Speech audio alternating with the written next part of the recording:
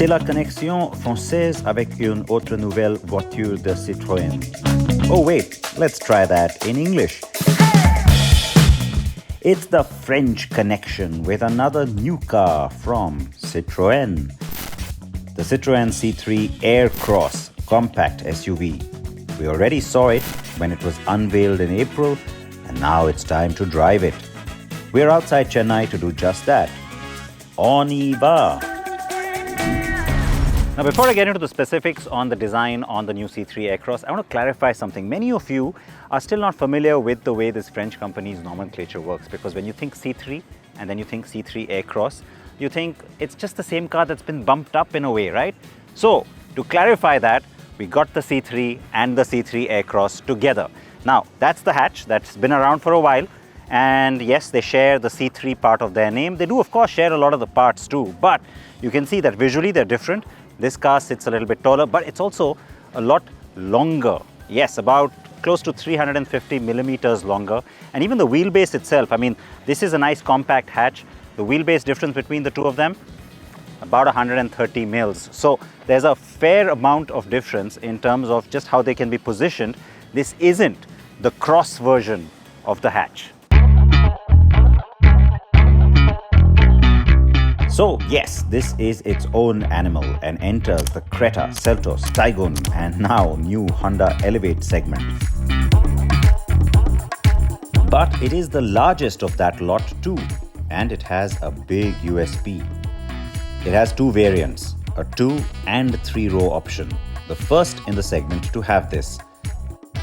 The Citroën C3 Aircross is therefore longer, has the most generous wheelbase, and is taller, and it's doing pretty good on the other dimensions too.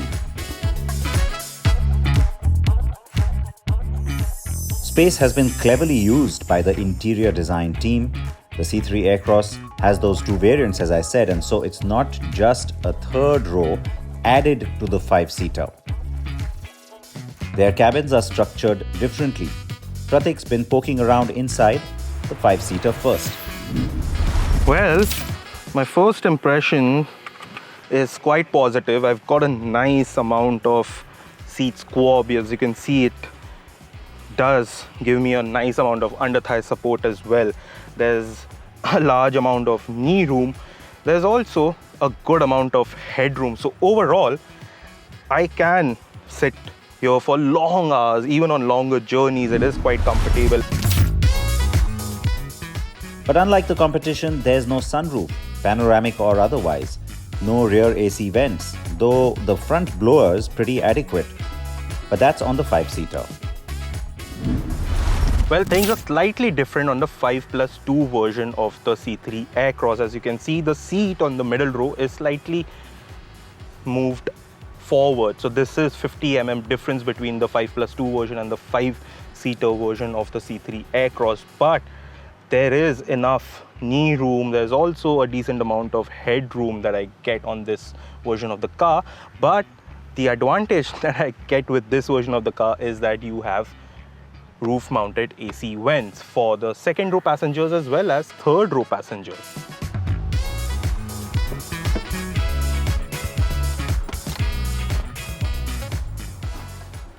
Now, I do not need to tell you how that third row spacing is. As you can see, I'm sitting in a very upright position. There's no knee room. There's very limited headroom. And the fact that there's no AC vent for the third row passenger, I need to just adjust with what I have from the middle row. But in terms of features, I just get two USB sockets on the right side, not on the left side. The good part is even Citroën itself says that third row is for kids. And adults could use those seats if required over short distances only. And those seats can be removed entirely since the second row is pushed forward by 50 millimeters over the 5-seater. It gives you that ginormous 511-liter boot. With the seats in, you get just 44 liters of space, which is really as good as nothing, but maybe a few groceries or vegetables or your fruits shopping. Okay, we'll come to the features later. Let me tell you about the road manners of the C3 Aircross.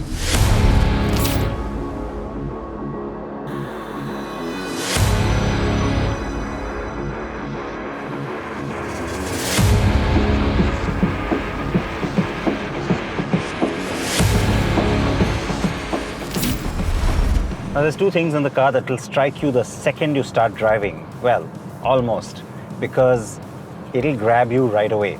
The first is the steering wheel.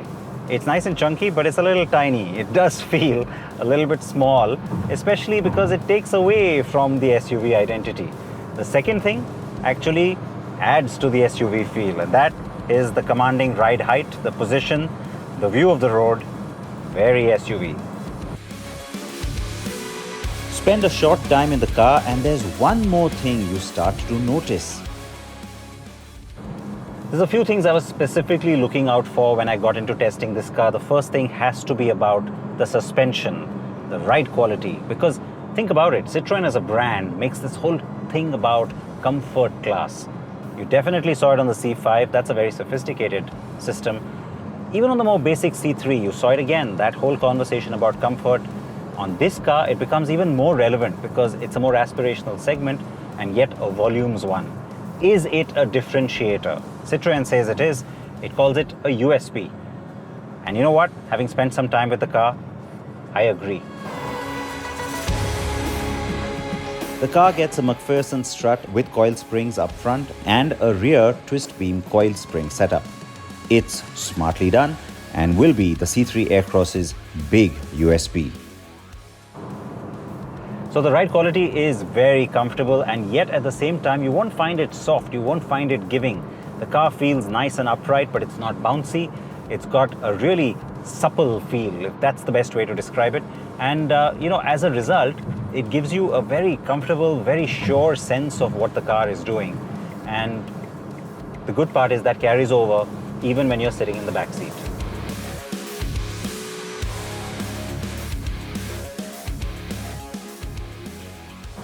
Now let's talk about the engine, another potential chink in the armor of the C3 Aircross. Why?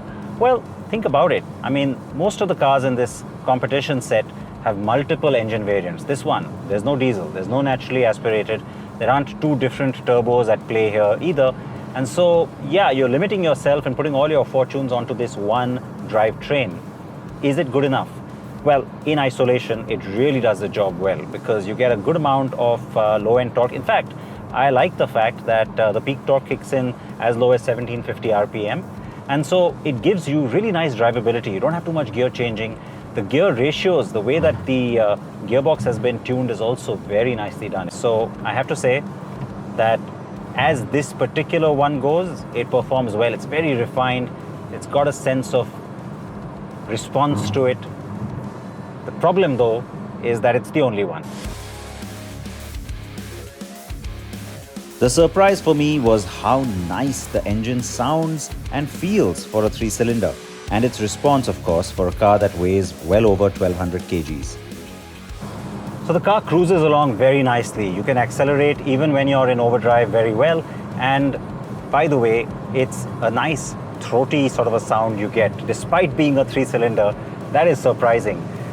This little armrest thing though keeps coming in the way of this manual gearbox shift.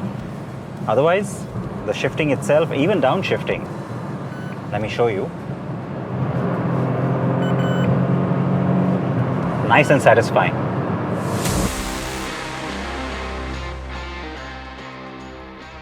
The C3 is okay on safety, but not great. We don't know its crash capability as yet, and it only comes with dual airbags in the front. No 6-airbag variant either. It does get ABS or anti-lock braking, ESC or stability control, tire pressure monitoring and a few other features, but no rear seat belt reminders, and the middle seat belt in row 2 is a lap belt. That's rather disappointing in 2023. And finally, let's address the elephant in the room. Why? Why would you possibly conceive an urban, hot-selling volume SUV segment model without automatic? It just doesn't make any sense. I remember criticizing Citroën for not doing it with the C3 because, urban buyers want automatic. You're kind of targeting urban buyers with your limited network, etc., etc. On the C3 Aircross, my God, that becomes even more relevant. Yeah, that is totally inexplicable. We need automatics now, and we need them on a car in this segment. What were they thinking, really? any explanation of why it's not on offer is frankly a lame one. I drove the 5+2 variant next, and it feels pretty similar, with no apparent difference in the dynamics. You got new instruments on this car. This is a first from Citroën in the market where you see this TFT screen. It's all right, it looks nice, it's got a fair number of things going on, but not enough information in this segment. Just look at what the competition is doing. It would be nice to have a few more things like real-time mileage or maybe more information of a trip computer. Those kind of things are a little bit lacking for me. One look at the instruments on, say, a Seltos or even a Taigun, and you will know why I said that.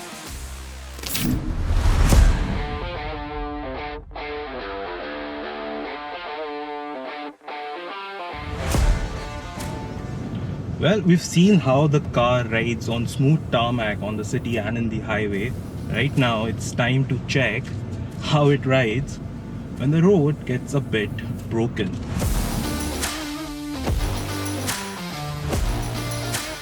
The C3 Aircross is not an off-roader per se.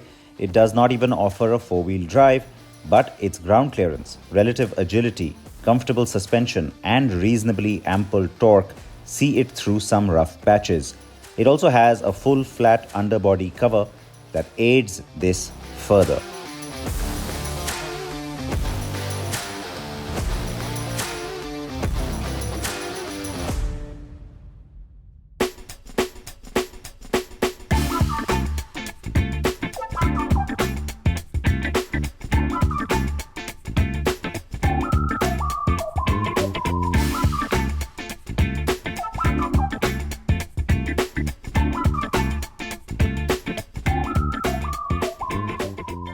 Very distinctive European feel to that white roof with the dark paintwork on the body. And of course, you do have other options where it's flipped around. The wheel, very typically Citroën, very sexy, very urban, very attractive styling.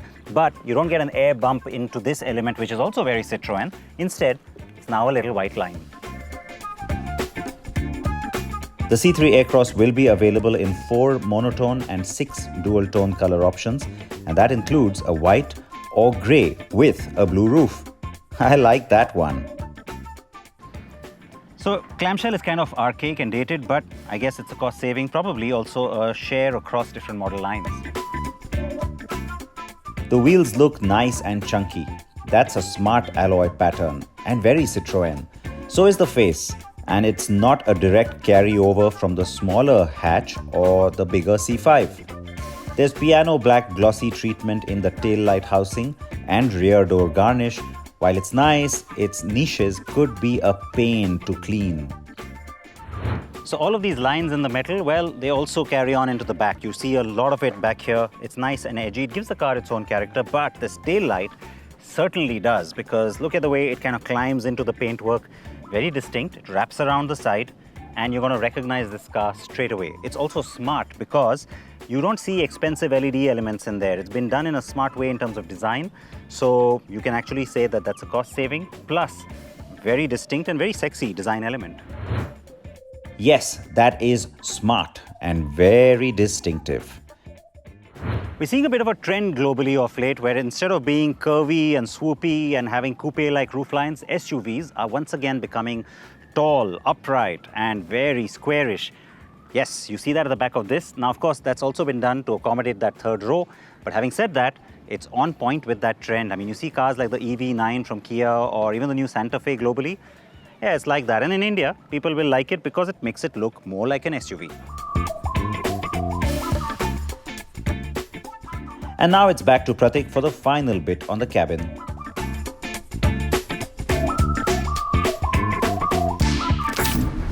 So there's this bronze and then there's the grey one. But apart from that, the cabin is not exactly premium. It doesn't shout out upmarket, and compare it with the other cars in the segment, the Seltos, the Creta, compare it with those cars, and it slightly lacks in that premiumness. It just doesn't scream premium. So that is what disappoints me a bit. But overall, the fit and finish is quite impressive. I really like the plastic quality that is used. It is obviously going to be cost effective, but that doesn't mean that it looks cheap at all.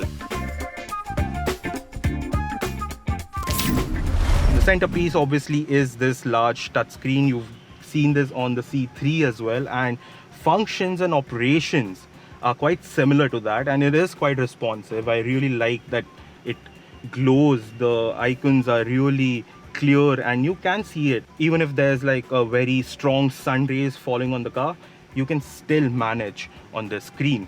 Everything else is manual. You don't get automatic climate control. You have to do it manually, so that is slightly disappointing in my opinion. Aircon vents again sourced from the C3. You don't get wireless charger, neither do you get ventilated seats, so that is kind of a setback. Not a deal breaker, but obviously when you compare it with the other cars in this segment, that is something that Citroën has missed.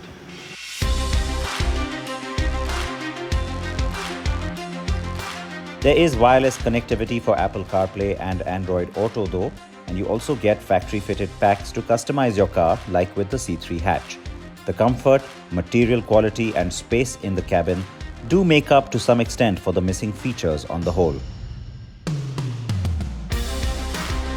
Given the spec, the feature list and overall appeal, it looks to me that Citroën is going for aggressive pricing. Like the hatch, the company says an automatic is on the way. Let's hope so. For now, I'd expect this one to be priced between 9 and 15 lakh rupees. For that, we'll really set the cat amongst the pigeons and give Citroën some much needed traction in the segment and in the market.